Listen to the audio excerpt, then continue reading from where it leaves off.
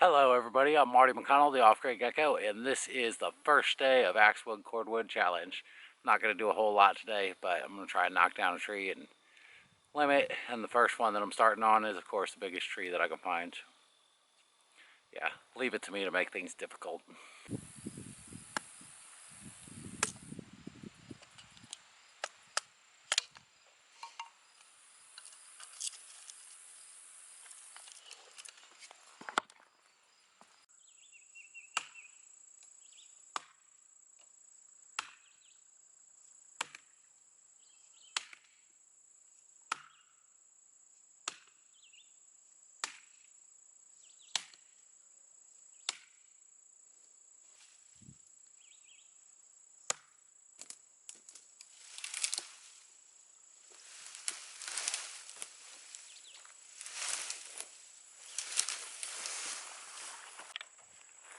Fisker seems to be working fine this morning. I'm going to give this guy a try. I'm swinging real light on these overhead branches for a lot of reasons, but one of them is safety.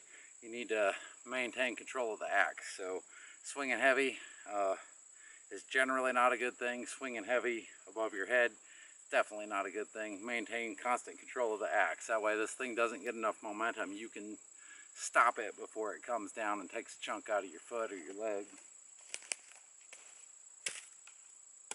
And you also want to cut these nubs off low enough where your handle is not going to come by and, you know, when you're swinging on the next branch and hit that, because you'll tear your handle up real quick.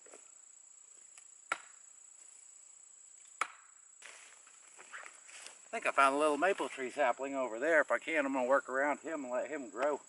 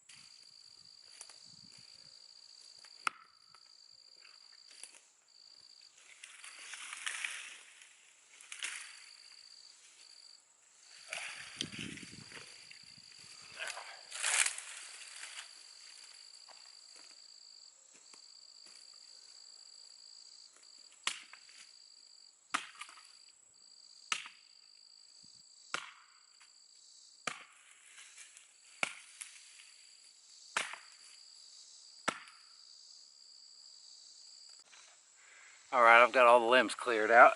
That'd take about 10 minutes. Half an hour. I'm a little tuckered out. That last limb was up over my head, and I don't recommend swinging over your head when you're cutting with an axe. It's just one of those things. Sometimes I have to do it. It makes me nervous every time, so I just took it real slow, which means I'm holding up the weight of the axe pretty much the entire time. So I'm going to take a little short break, then I'm going to get started on the stump. Now normally I try to cut these things pretty low to the ground and not leave much of a stump standing up, but my aim is not that accurate, and low down you're like kneeling trying to get a flat cut on the bottom so you can kind of polish off the top of the stump at least, instead of swinging up into it. In this case, I don't care what the stump looks like, because that sucker is probably at least 14 inches across, and it's going to take me a good chunk of the day just to get through it. So I'm just going to go ahead and cut it up. I may cut it like waist high and just drop the log and work on that. There's plenty of wood in that tree. I don't need that bottom part of that stump. I could probably get some wood out of these branches and things too, so that's not going to be that bad. But yeah, that's the best way to do it if you can get away with it. Like when you cut stumps off, you can cut them up a little higher where you can get nice up and down rotation on it without having to be like bent down and putting your body in a weird position. On smaller logs it doesn't matter so much, but something this size, I'd rather get it down than get it down pretty. So I'm going to take me a little short fiber, and then we get back to work.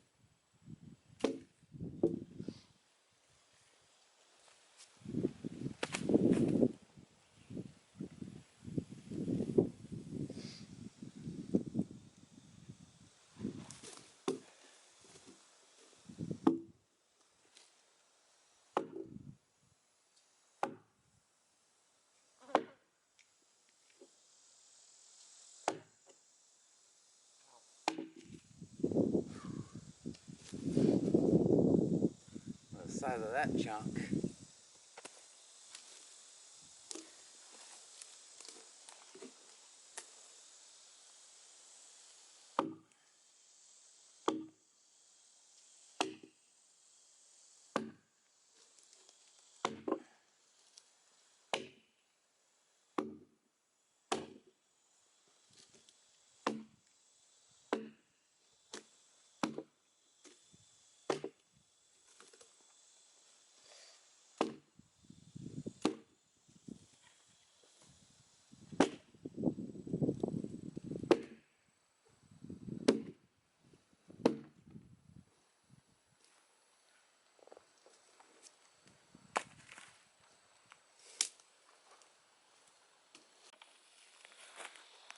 Alrighty, and that's it.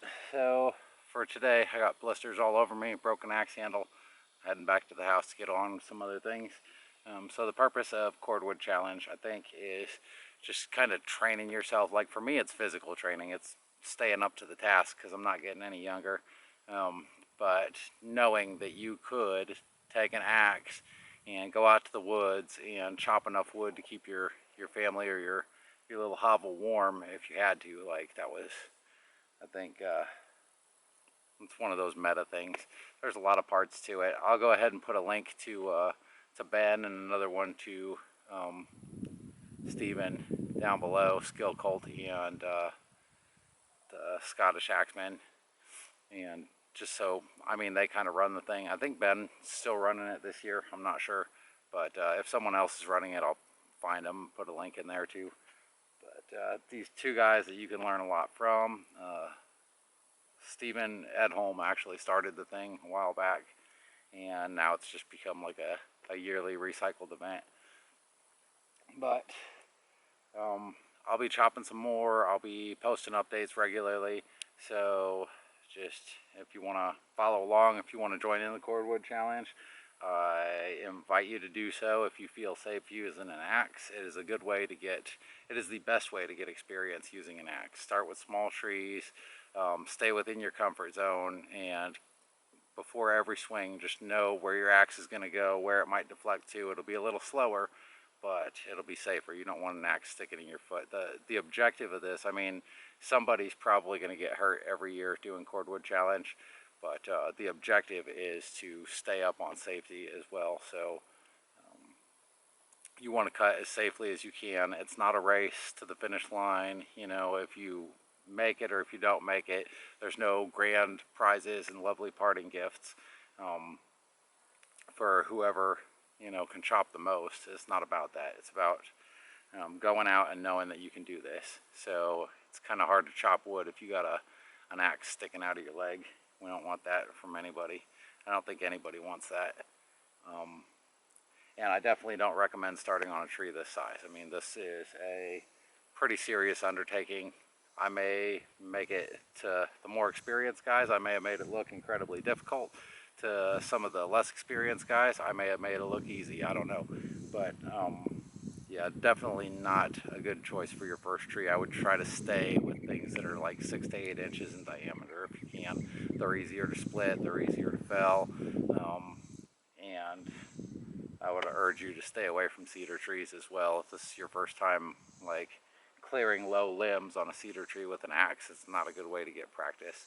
If you are going to do it, maybe break out a handsaw to clear the lower limbs, that kind of thing. I don't think anybody's going to fault you for that. Just don't exceed your safety zone. Anyways, that's enough of me talking. This is somebody else's deal. I'm just participating. So I'm going to let you go with that, and I'm going to get back to some things I got to do around here.